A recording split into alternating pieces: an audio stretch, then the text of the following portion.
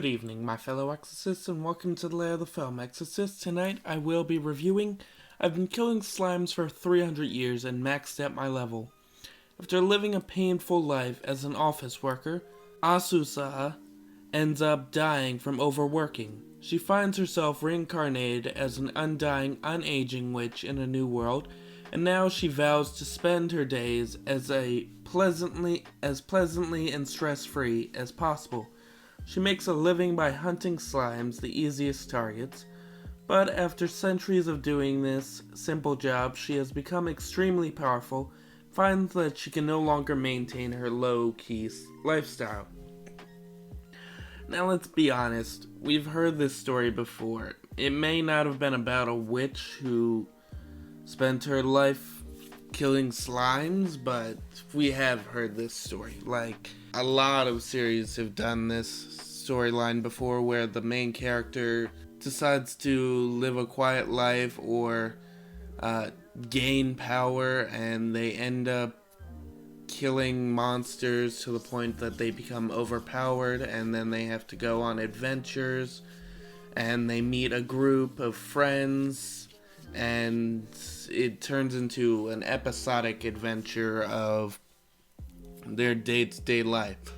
Essentially, that's what this is. Like, we have Asusa, who dies, gets reincarnated as a witch, and ends up becoming overpowered. I mean, we literally did this with, that time I was reincarnated as a slime. Like, that's pretty much the main story of that one, where they gain all these powers and they create a village of goblins, where here it's just a witch living in a nice cottage up the ways from a town, and she starts gaining new visitors like the red dragon, her two daughters Falfa and Shalsha, who are spirit slimes, Halka, the busty elf, who is a complete blonde klutz, Beelzebub, who is a demon general, Faltir, who is a blue dragon, Pekora, the demon king, and Rosalie. She's a ghost that haunted Halkara's factory and now haunts the house that the family lives in, and essentially they go through their day-to-day lives, from creating a cafe in the last episode for a festival, which, yeah, this show does the typical festival episode with a maid cafe.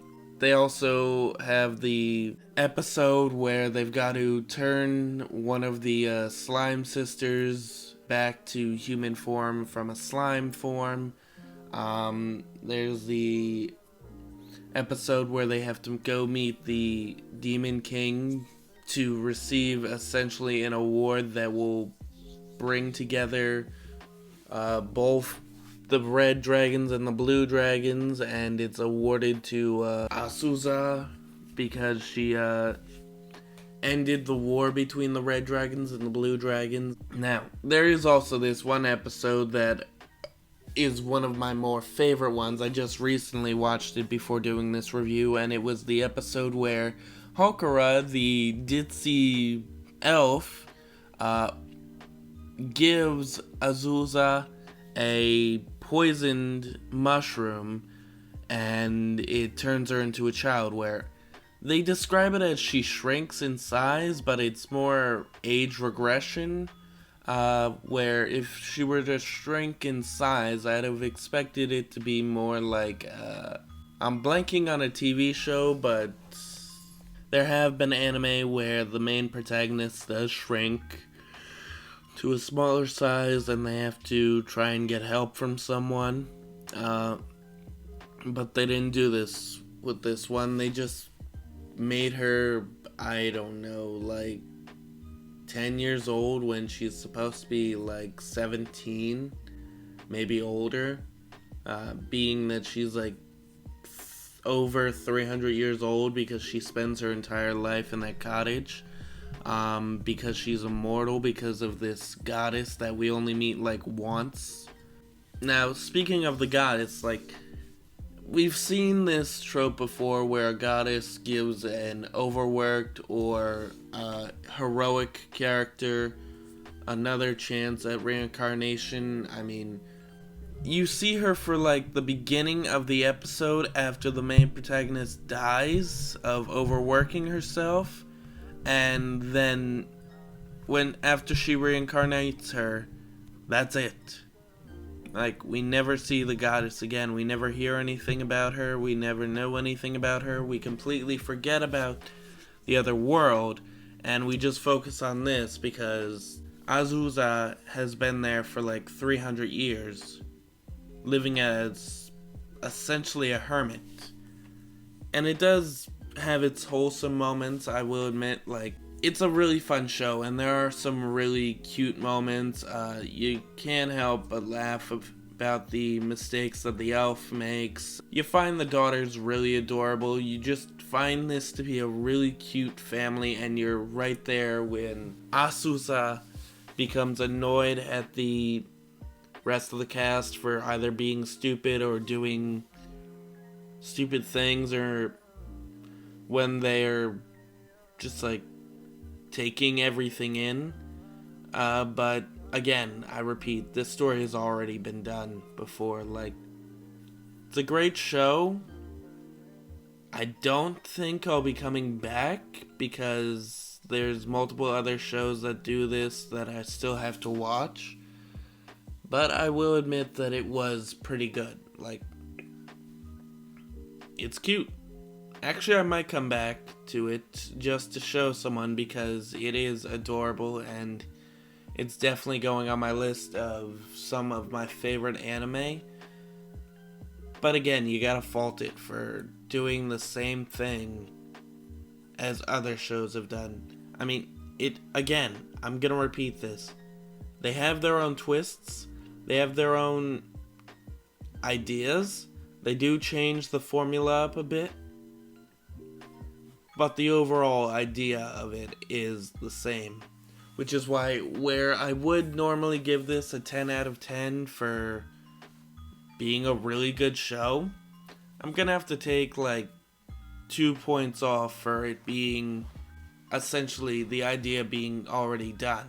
Because, I mean, originality, if we stuck with the idea and went through the story as if it was an actual adventure anime and not just like another slice of life reincarnation story like Konosuba or Silva. If you're watching this, and you probably are because you're editing this, put up a few slice of life reincarnation Isekai anime up, and we will show that this has been done. Actually, if you think about it, it's very similar to Miss Kobayashi's Dragon Maid, which I do plan to be doing soon since they already dropped the second season last year. But it's essentially that. Like, you're following the same story. There are some changes, but it's essentially just a fish out of water. Character dies and comes back, and they have to live their daily life. Actually, the series that I mentioned previously that this is very similar to was Bofuri, which we've reviewed on this channel before, which is I don't want to get hurt, so I'll max out my defense points. There is another series that I really want to see soon, which is So I'm a Spider, So What, which apparently does something different with the character being turned into a spider and actually going on adventures, which this should have done. Essentially, bottom line, the story's been done, so yeah, 8 out of 10 for trying, but also taking the same tropes and taking the same ideas from other shows. But yeah, I like the main character being turned into a child storyline in this. That hasn't been done for a while, to be honest.